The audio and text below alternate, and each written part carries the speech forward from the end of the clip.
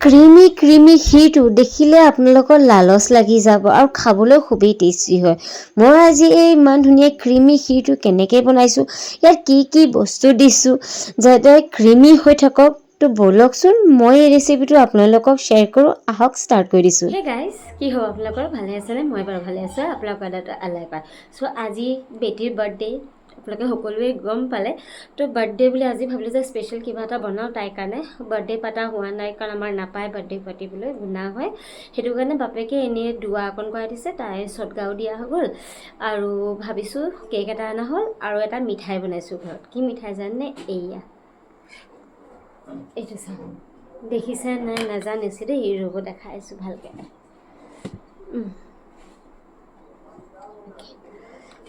এয়া মই বনাইছোঁ, এয়া বনাইছোঁ ক্ষীৰ। আজি বহুত বেলেগ টাইপত মই বনাইছোঁ ক্ষীৰ। তাকে ভাবিলোঁ যে আপোনালোকক দেখাওঁ যে মই আজি কি টাইপৰ ক্ষীৰটো বনাইছোঁ। আপোনালোকে প্লিজ ভিডিঅ'টো শেষলৈকে চাব। আৰু মোৰ বনোৱা তৰিকাটো ঠিকে আছে নে আপোনালোকে ক'ব, কাৰণ চবৰে ভুল অকণমান হয়েই।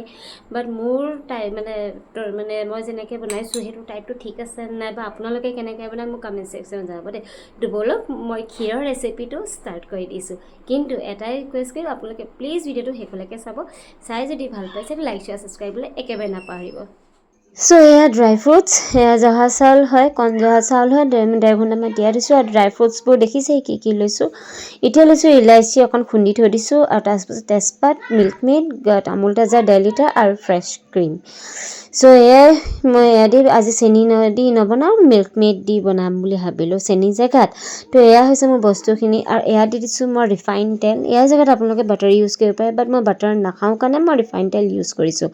ৰিফাইন তেলটো গৰম হোৱাৰ পিছত মই ইলাইচি আৰু তেজপাতখিনি দি দিছোঁ। মই এয়া তেজপাতখিনি আৰু ইলাইচিটো অকণমান যেতিয়া ৰঙা পৰিব, তাৰপিছত মই চাউলখিনি দিম। তো এতিয়া অকণমান লৰাই মেলি লৈছোঁ মই ধুনীয়াকৈ, যেতিয়ালৈকে ৰঙা নহয় এইখিনি।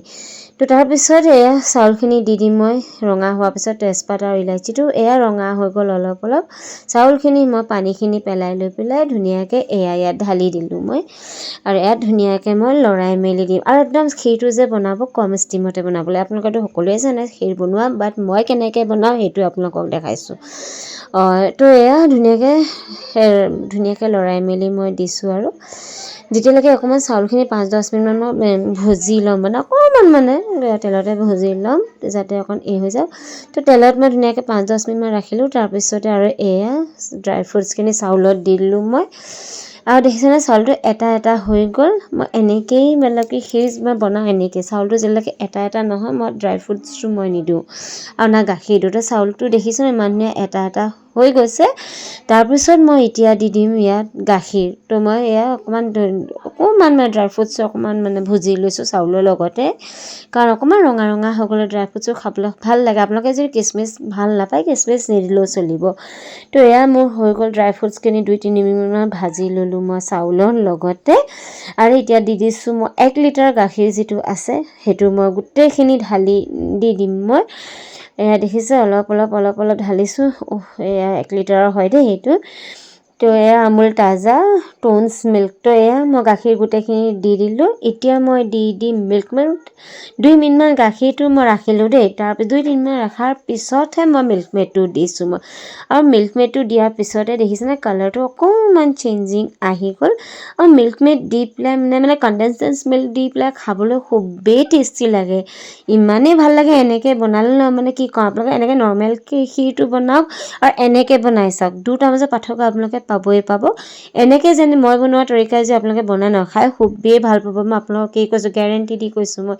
তো এয়া ধুনীয়াকৈ গাখীৰটো অলপ কমি গ'ল আৰু চাউলখিনি অকণ সিজি গৈছে। ইয়াত দেখিছে আপোনালোকে ধৰিবলৈতো পাৰিছেই চাগে। মই ধুনীয়াকৈ লৰাই মেলি দিছোঁ। গাখীৰ কিমানখিনি আছিলে আপোনালোকে দেখিছে, দাগটো পৰিয়ে আছে। তাৰপৰা কমি গ'ল গাখীৰখিনি। এতিয়া মই আৰু সেই আধা লিটাৰ গাখীৰ আছে সেইটো মই পিছত দিম, এতিয়া নিদিওঁ। আৰু অকণমান মানে কমি লওক আৰু। তো এয়া ধুনীয়াকৈ লৰাই মেলি দিলোঁ। এতিয়া মই ধুনীয়াকৈ আকৌ গাখীৰ আৰু অলপ দি দিছোঁ মই। গাখীৰটো আৰু অলপ মই দি দিছোঁ, যিটো আধা লিটাৰ আছিলে সেইটো মই আৰু অলপ দি দিছোঁ মই।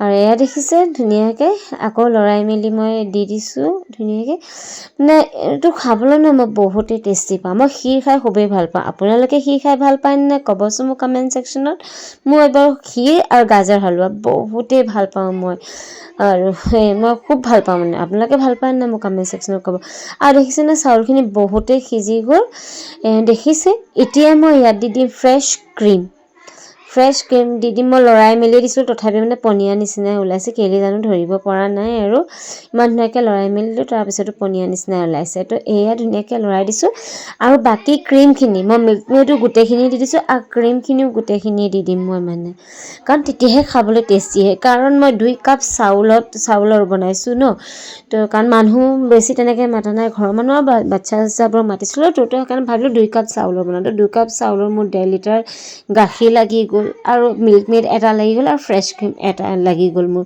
তো এয়া দেখিছেনে ইমান ধুনীয়া ক্ষীৰটো বনি গৈছে একদম ক্ৰীমি ক্ষীৰটো ইমানেই ধুনীয়া ক্ৰীমি ক্ষীৰ মানে মই আপোনালোকক কি ক'ম মানে খুবেই মানে খাবলৈ টেষ্টি হয় মানে ক'বলৈ মানে ভাষা নাই মানে দেখিছে ইমান ধুনীয়া ক্ৰীমি খাবলৈও বহুতে ভাল লাগে তো হৈ গ'ল মোৰ ক্ষীৰ আৰু এতিয়া মই গেছটো কৰি দিলোঁ অফ এতিয়া মই অকণমান দেৰি মই ঠাণ্ডা হ'বলৈ দিম আৰু ইয়াতো ঢাকনাটো মই মাৰি দিছোঁ মই তাৰপিছত আৰু ঠাণ্ডা হ'ব মানুহ আহিব তেতিয়া মই ছাৰ্ভ কৰি দিম মই তো ক্ষীৰটো মই ধুনীয়াকৈ হৈ গ'ল তো মানুহখিনি অহালৈ মই বাটে চাম আৰু গাইছ আপোনালোকে ক্ষীৰৰ ৰেচিপিটো দেখিলে মই কেনেকৈ বনাইছোঁ কি ধৰণে বনাইছোঁ কি দিলোঁ মানে এনেকৈ বনালে ন খাই বহুতেই টেষ্টি লাগে সেইকাৰণে আজি হাজবেণ্ডে কয় তাই বাৰ্থডে যদি অকণ বেলেগ টাইপত বনোৱা বুলি তো সেইকাৰণে এনেকুৱা টাইপত বনাই দিলোঁ আই হোপ আপোনালোকে ভিডিঅ'টো চাই খুবেই ভাল পালে যে লাইক শ্বেয়াৰ ছাবস্ক্ৰাইব কৰিবলৈ একেবাৰে নাপাৰিব আকৌ এটা নতুন ভিডিঅ' লৈ আহিম আপোনালোকৰ ওচৰত তো আজিলৈ বাই বাই দেই।